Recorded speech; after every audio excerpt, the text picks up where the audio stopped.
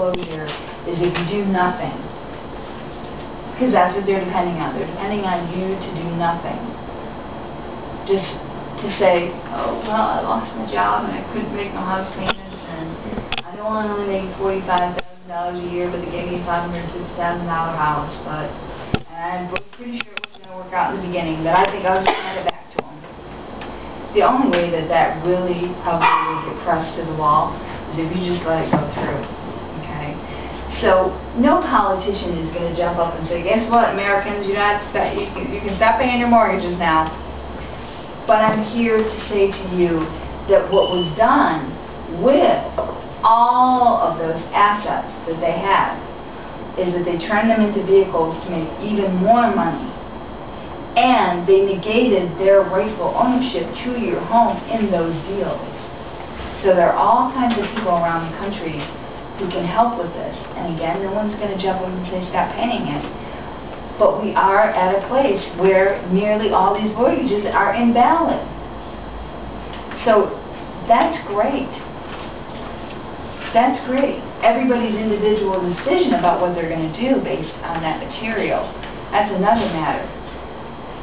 But what do you think would happen in this country if some really crazy really came down and, I don't know, 400,000 people said, yeah, we're going to stop paying the mortgage. We're going to stop doing it en masse.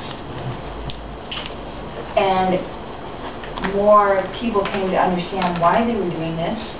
These are the kind of things that will happen over the next 10 years. They will happen as more and more people become unemployed or pressed to the wall. You'll figure all this information out.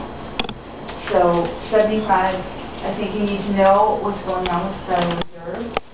We need to deal with the usury in this country.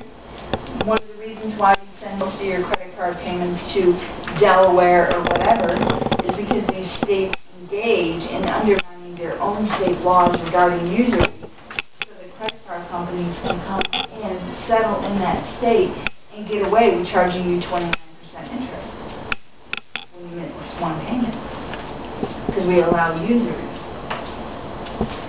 So basically, how long have we been going here? I want to over... An hour, just over an hour. Just over, okay. So what I see happening over the next 10 to 15 years is that people come to understand what actually has happened to them and change things. Like, it would be a good idea if all of you realized that every time the IRS is taken to court, every time somebody says, I will go all the way with you, like in Nevada, different states, the IRS can never show you the laws governing their taxation structures. And they lose every single time. They lose every single time. And the IRS and the Treasury are a funnel into the IMF, which is the International Monetary Fund. It's a vacuum in the United States. The Treasury Department sucks all that money in to the IMF, same way the Federal Reserve is a massive institution of bankers and is not actually American money. So I predict over the next 10 years that as this becomes more and more and more understood, we will have within our means what we need to have to challenge, she agrees, to challenge bankers. And people are ready for it. And it will happen. And I will, this is the last thing, this is kind of funny, this is the last thing I'll say and then we'll go to a break. Basically, when I had debt collectors calling me, about 2 years ago it started, they call, and I had learned all these things about usury, and I learned all this different stuff. And it was taxing, and it was overwhelming, and you get one of these calls, and it's like, when are you going to pay us? And I finally, this is the mantra that I used on them. I consider myself like Jesus Christ. Which shuts them up right away. I don't know where you're going with this, but sometimes they want to hear. And I would say to them, I'm pretty aware, I'm really aware that when Jesus Christ entered the temple and overturned the money changer tables, that he probably had some understanding that he might die, but he really went in there to liberate people based on usury and theft of money. So I consider myself to be like Jesus Christ. And you're not the original individual that I had this contract with. You have no reason to call me. You're engaged in total hijinks. I'm not paying you a dime. If you care to take me to court, you can do so. I'll beat you. And I promise, don't call me again. Peace be with you. And it was like, it was just kind of move on, you know. It was, and in fact, if you look into the historical perspective of what Western Christianity considers to be the modern Jesus Christ, when he overturned the tables in the temple, what was happening is that a very particular sect of Jews were only allowed to use one particular type of coin because of their religious observance, and so they couldn't use the rest of the money in the way other people had. They could only use this one. So they were charging them usury rates because they were bound to having to use this coin. So when he went in there to overturn the temples, it was to protect the spiritual observance of people in their relationship to money. Okay.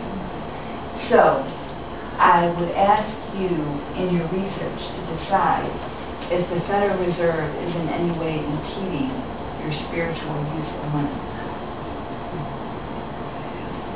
Because I think the answer is yes. Now we're going to take a break.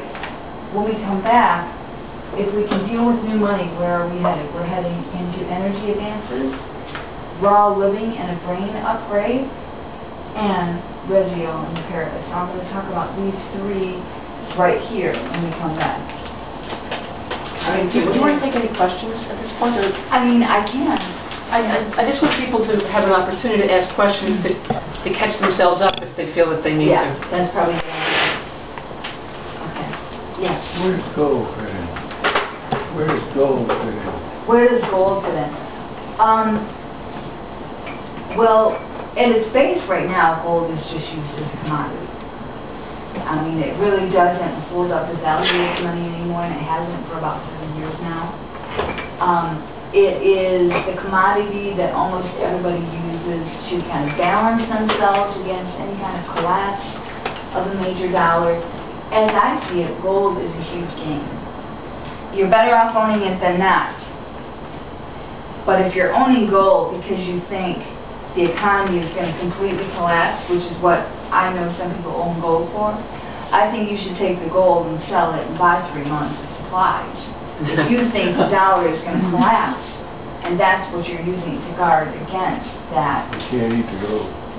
You can't eat the gold, exactly, and you probably still are going to need what you have. So, I mean, gold is really just kind of used like a commodity, like other commodities are used, but it's the one that you can actually hold in your hand. And its value goes up and down, but all commodities are, they're completely fixed. They're completely fixed in the inner circle. They're all fixed. And anything else before we take a break? Yes, I'd like to. I thought you would. You. Oh, okay. We'll go you. We'll go you, and then you. Okay, go ahead. Who would you were talking about the people who would help people with foreclosed mortgages. Okay. Do you know who they are? Yes, actually, if you are in the Palm Beach County and you need somebody to defend you against any kind of foreclosure actions, you call Peter Tickton. Who? Peter Tickton. Oh, T-I-C-K-T-I-N. Tickton. T-I-C-K-T-I-N. Tickton.